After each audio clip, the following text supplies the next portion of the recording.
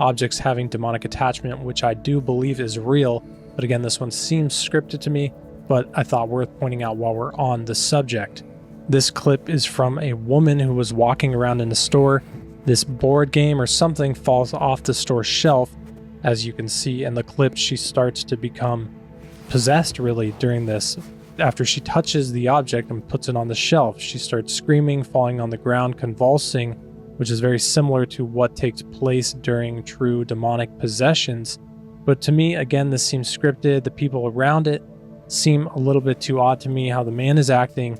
The woman on the phone next to her, you can see here, I'll clip to the point where everything in the store kind of jumps up, and then you can see as they walk off the screen here, then the object falls back on the phone next to her.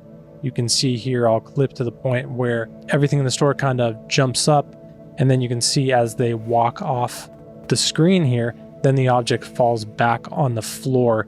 Again, this really just seems all too perfect. It jumps up, and then you can see as they walk off the screen here, then the object falls back on the floor. Again, this really just seems all too perfect, and really just too perfect for this to really be the case.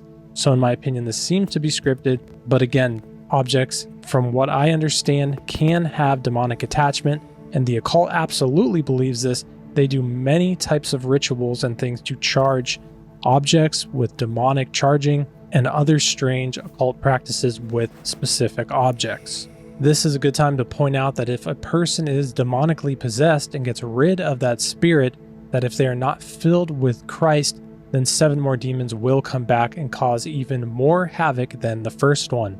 Matthew 12:43-45, when an unclean spirit goes out of a man, he goes through dry places, seeking rest, and finds none.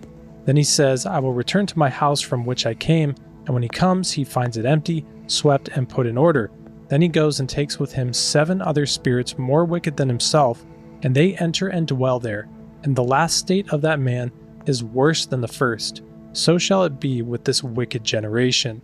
Now here's the good news, that there's many tactics that you can use to be spiritually safe in this spiritual war that's going on. We definitely have the good news is to stay in.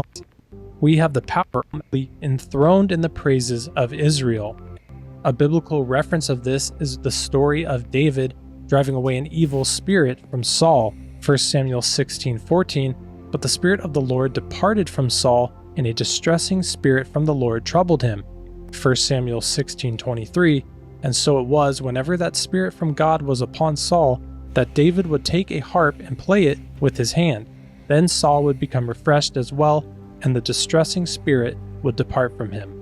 Last but not least, and probably one of the most important aspects in spiritual warfare, is fasting. Jesus said that prayer and fasting is the type of by prayer and fasting. Here's 2 more spiritual warfare for pulling down strongholds, casting down arguments and every high thing that exalts itself against the knowledge of God, bringing as ye have the power, and he flew. You have to remain close